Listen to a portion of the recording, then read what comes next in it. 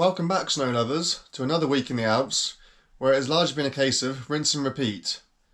There's been some meaningful snow for virtually all of us, but the areas which have received the most snow are the areas which have already had the most snow, such as Piemonte in Italy and the Alps Maritime. Although at least the Dolomites are also finally starting to see their fair share of snowfall. And moving forward, it is again the same regions which have already got loads of snow, which are due to get the most in the coming week as well. But all of us should at least see some snow in the coming week too. And the big news, of course, in the Alps this week is that the Milano Cortina Winter Olympics are due to start this coming Friday, the 6th of February, and they'll run through to the 22nd of February. And thank God, the Dolomites finally have some real snow.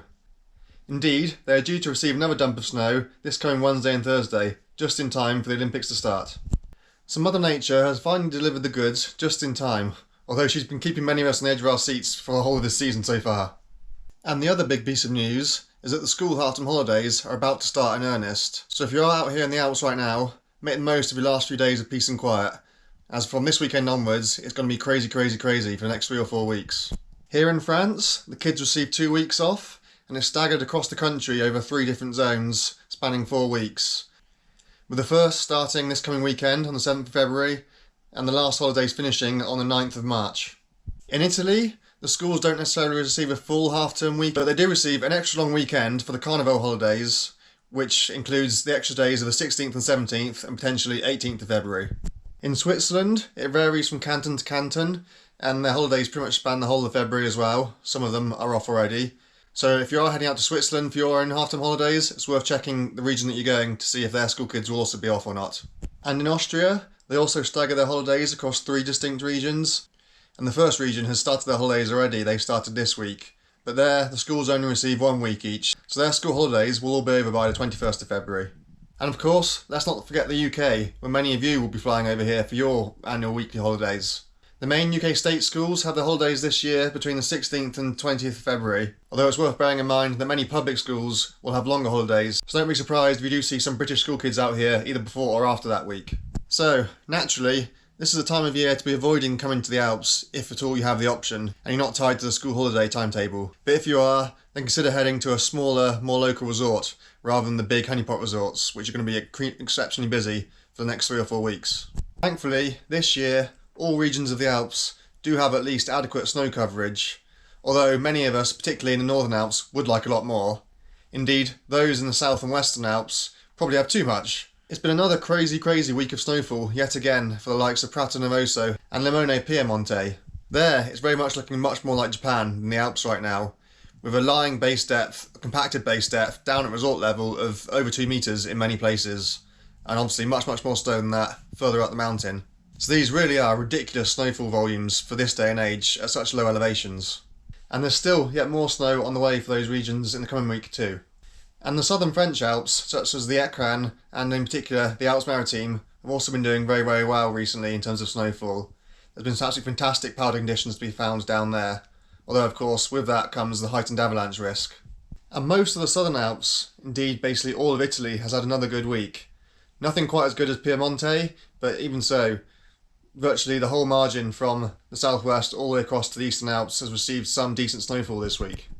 But north of the Alpine Divide, it has been a lot drier. In the west, we have had a few good days, but further east, in the likes of Austria, there's been very little snowfall at all this week. And this is the weather pattern which is going to continue into this coming week, with more disturbances moving across from the south and the southwest, bringing decent snowfalls to the southern and southwestern Alps. And in the northern Alps, we'll just see modest accumulations, if anything at all. The slightly milder air has now made its way across all of the Alps, so even the east draining valleys on the Italian side of the margin have now heated up slightly as well. Nothing major, but on sunny slopes it is now starting to feel quite spring-like.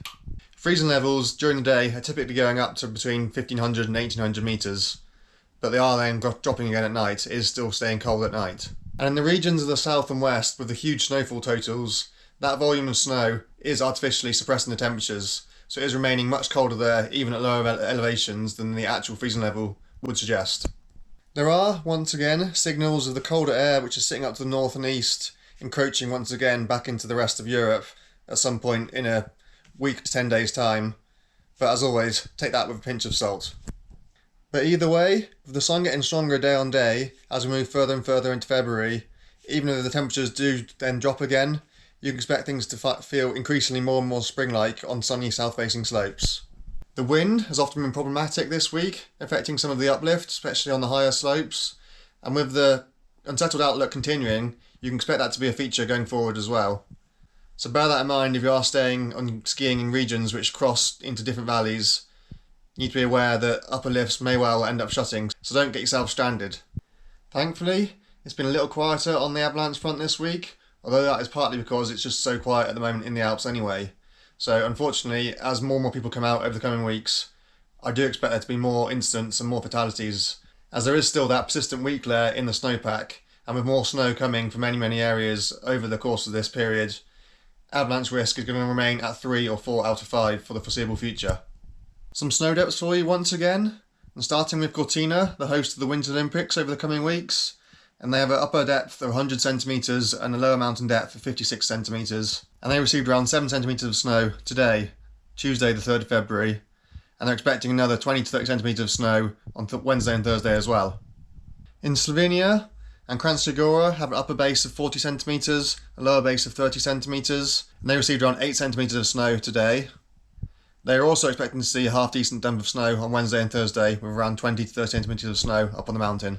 In Austria, St Johann have an upper base depth of 70 centimetres, a lower base of 50 centimetres. It's been dry for a few days there now. They last received around 5 centimetres of snow on Thursday, 29th of January. And Zell am See have an upper base of 56 centimetres, a lower base of 15 centimetres, and they received around 6 centimetres of snow on the 29th of January. But as of most of Austria, they're not expecting any meaningful snow in the coming week. Grindelwald in northern Switzerland have an upper base of 74 centimetres and a lower base of 11 centimetres, and they've received a little bit of light snow this week, although nothing meaningful. And they're also expecting another cosmetic dusting on Friday or Saturday, but again, nothing more than a few centimetres. Saas-Fee, further south, have an upper base of 203 centimetres, of course that is up on the glacier, so that's nothing exceptional, and a lower base of 38 centimetres. They received around 7 centimetres today. Again, they're expecting a few cosmetic dustings throughout this week, but nothing meaningful.